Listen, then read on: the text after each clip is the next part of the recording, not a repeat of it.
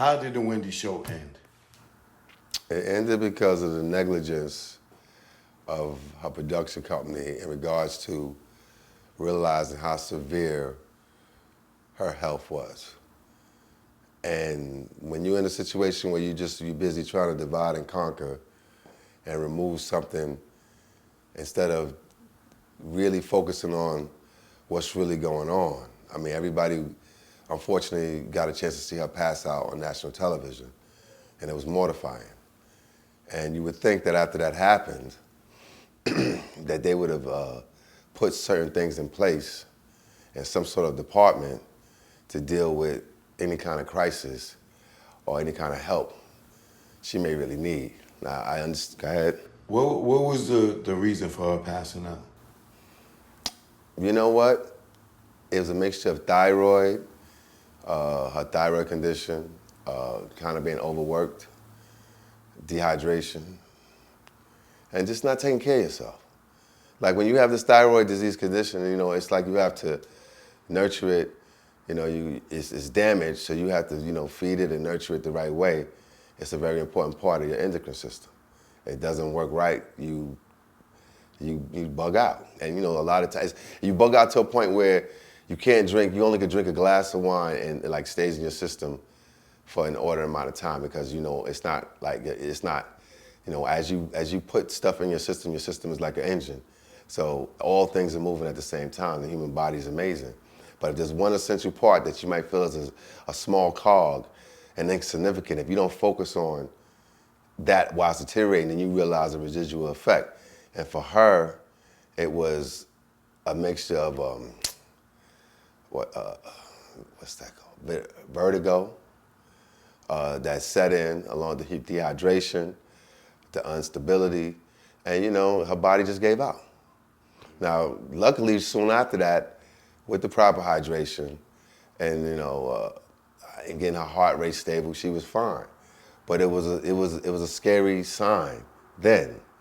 And like I said, you would think that from then they would put certain things in place in case it gets worse or what have you. It's not their responsibility that she go to the doctor and none of that, right, or take care of herself, but you just would never see any, you know, everybody goes through stuff. Right. You know what I mean? Like, you will never see what Ellen goes through behind the scenes or Jimmy Fallon. We've heard things, right, you know, with the hang being cut and you wonder why, you know. It's a burnout situation, you know, when they overworked and, you know, you have people that just want you to work. She had the longest production schedule than anybody in daytime television. Out of 56 weeks, most shows tape 30 weeks.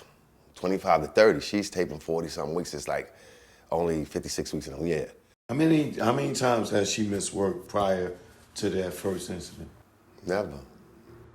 In 13 years? In 13 years. I might have missed 2 days.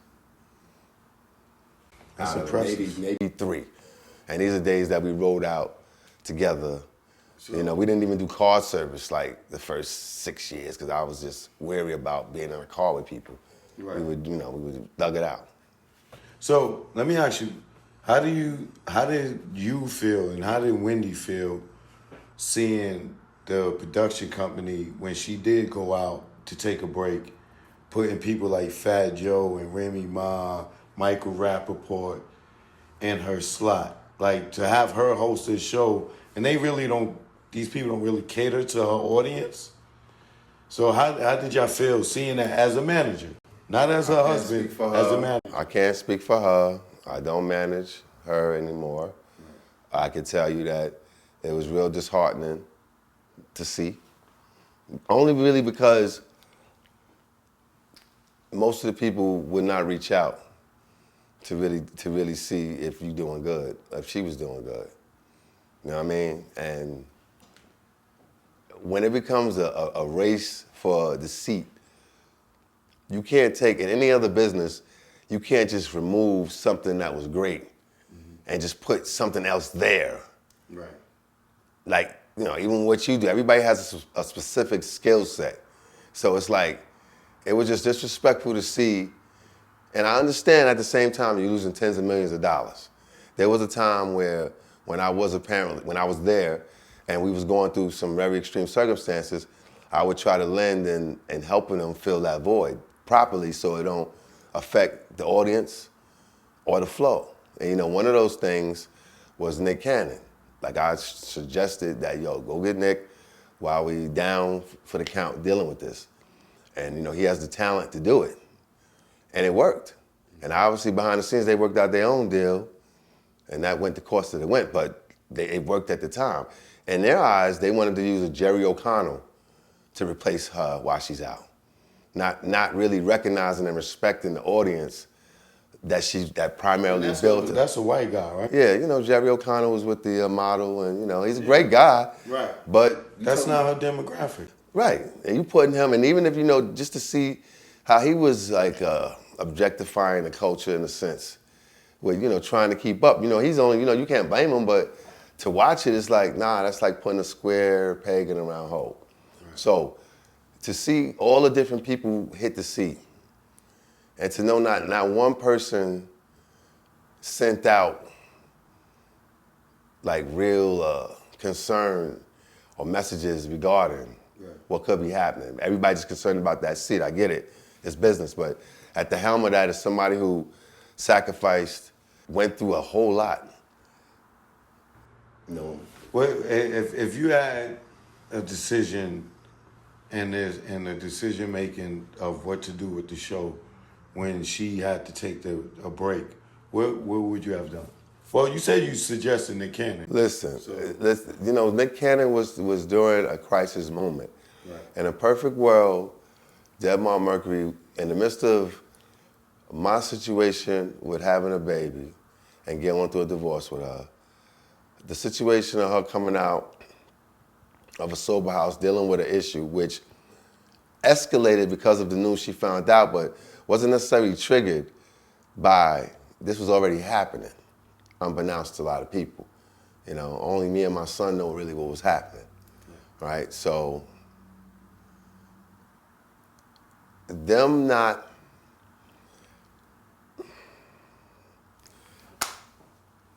they callously, no, let me rewind that back.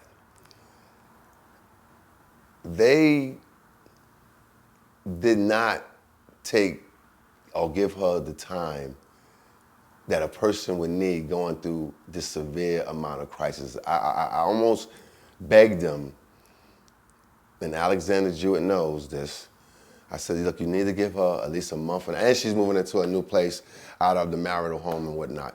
Like, you gotta give her some time to process all this. And the sensitivity of the disease, which is substance abuse as a result of alcohol, is serious. Like, you know, she had to relearn a lot of things, and it wasn't by choice that I wanted to see her in this sober house in Long Island City after we had just went through a whole situation out in Florida where we was rooting and hoping that she was perfectly fine after a month. I realized that it was much more severe and she needed more time to heal. And that was time that wasn't being given. You know, at the end of the day, you mention it to them, they're like, oh no, we can't stop, you know. They think about ad dollars. They don't want to get that money back to Pepsi. All the affiliates, they're not trying to hear she need more time. We need her working, like saddle up. And it was just insensitive to realize that, you know, okay, even if you're gonna remove me out the picture, cool, because you think I'm the source. You remove me out the picture, exploit the whole situation that she's going through to make it worse, not have any regard for her mental health, her physical health. It's almost like you intentionally wanted this to be like a tsunami, you know, Fact. and as long as the people tuned in, yeah, it's like whatever. Right. So they could have gave her time. They could have gave her more time to heal, more time to herself. You know, in the midst of the whole divorce, I had took my son to Telepictures for a meeting that Vincent Herbert set up, and they had interest, you know, and you know, yeah, we embroiled in this. I knew her negotiation was coming up. I told my son, I'm like, listen, I want you to come to this meeting, and whatever happens in this meeting, I want you to tell your moms, this is her. She can do what she need to do. Like, whatever we going through in this divorce, I just want to know and make sure that you and her good. And if she thinks straight to really examine and look into what this is, this would be the best thing for her. And this was like right before the pandemic hit. Right. And they were prepared to not only, at the time, his exact words, Michael Darnell, was, we want her to be as big as Ellen. They almost said, I don't think they said the Black Ellen, but they said something to the effect like that. And they told us that they would have never allowed whatever was going on between me. I mean, it could have all been bullshit, but they would have never allowed what was going on between me and her to sensationalize the way it did. There was no reason, like Ellen, they shared certain intimate, like the stuff that happens, you're supposed to protect the talent. Right. But this deal would have got her probably triple what she makes. She would have had all the departments that are not there now to help support her in whatever recovery efforts that she needed to do. It was giving her a year off or more. And mind you, this is right before the pandemic, so she'd have got this on. I didn't know that they was planning on letting Ellen go after seasons or whatever. I don't know what the plan was, but I know they was very serious. And my son took it to her. I said, you just take it to her and tell her. And she, she didn't want to do it. She just signed the extension with these people instead of doing right. And let's be clear, they took clear advantage of her as well, like in the state that she was in. So, where do you see Wendy going from here? Choke, no joke. You know what it is. Yo, y'all niggas better stay DL. Down low. Stop flossing, man. You just want them to just come and get you. Learn from our mistakes, man.